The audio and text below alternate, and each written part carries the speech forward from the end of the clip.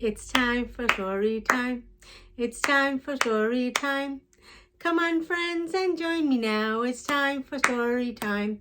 Assalamu alaikum. Welcome back to Story Time with Mrs. Big. I'm excited to read my next story. So let's begin. The story is called The Wish Carvers, written by Kathleen Gauer, illustrated by Sari Richter. So come, let's begin.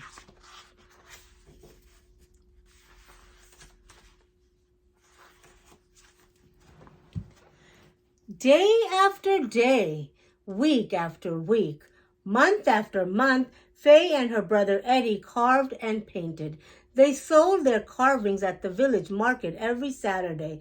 The two earned enough to buy food to eat, clothes to wear, and more paint for their carvings. But sometimes all that work was exhausting. Every day they complained about the same things. My hands are so sore from all this carving, Fay grumbled. I wish I could take a long rest. All my clothes are covered in paint, Eddie whined. I wish I had something nicer to wear. On Saturday afternoon, while strolling home from the market, Fay and Eddie discovered an old carving knife by the roadside. When they brought it back to their cabin, they spotted some words carved on the handle.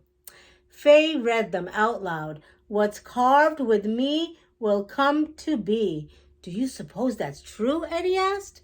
Let's find out, Fay said. She carved a miniature wooden pot of gold. Eddie painted it, and they waited. Nothing happened. Then Eddie read the words on the knife out loud. What's carved with me will come to be. Ever so slowly, the wooden pot of gold turned into a real, full-size pot of gold. It worked, Fay shouted. We can carve anything we wish for. Woohoo! Eddie exclaimed. Let's try something bigger.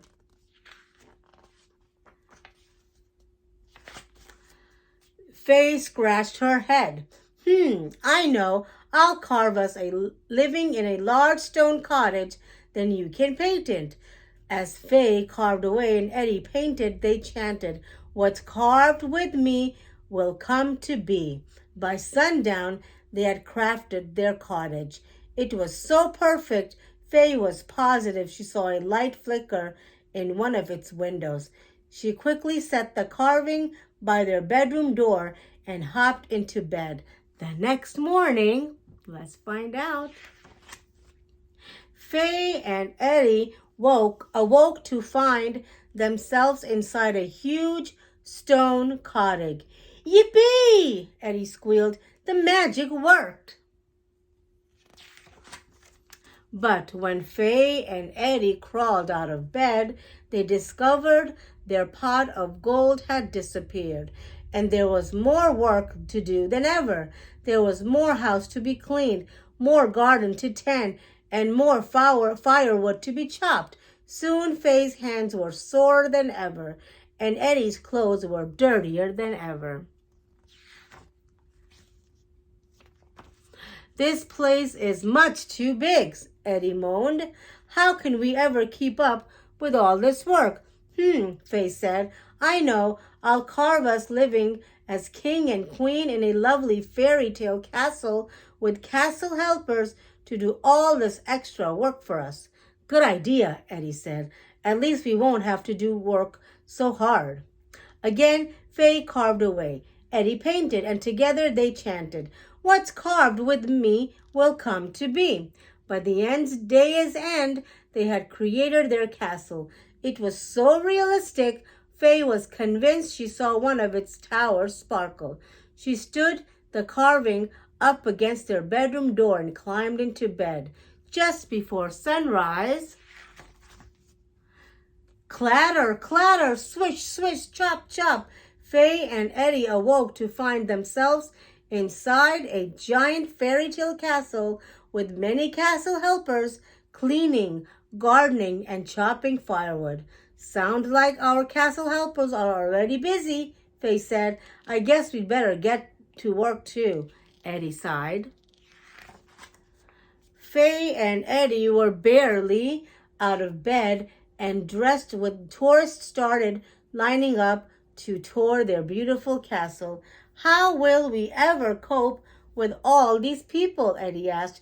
We're used to such a peaceful life, and now we'll have no time to carve and paint, Fay grumbled. And then, chatter, chatter, squish, squish, slop, slop. Tourists began to pour in by the hundreds. Muddy footprints covered the floors, pictures were knocked off the walls, and when the tourists left, they left all their trash behind. This castle is a royal mess, Fay groaned. Now even our castle helpers are exhausted and grumbling about all the hard work. I wish we still lived in our tiny log cabin, Eddie whined. Fay said, I have an idea. One more time, Fay carved away, Eddie painted, and together they chanted, What's carved with me will come to be. That evening, Fay placed the freshly painted log cabin by their bedroom door. Then she tossed the magic knife out the window and slid into bed. Early next morning, Fay and Eddie awoke to find themselves back inside their tiny log cabin. Fortunately, they still had the money from selling their carvings at the village market. It was enough to buy food to eat, clothes to wear, and more paint for their carvings. I can't wait to get back to work, Fay said. She reached for her trusty old carving knife. Eddie pulled on his comfy old painting clothes. I can't wait to get started. Then he scurried off to fetch his brushes and paint.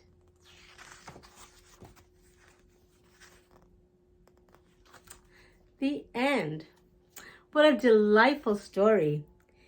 Thank you, Kathleen, for writing it. It was wonderful. I hope you enjoyed this story. Until next time, see you soon. Bye now.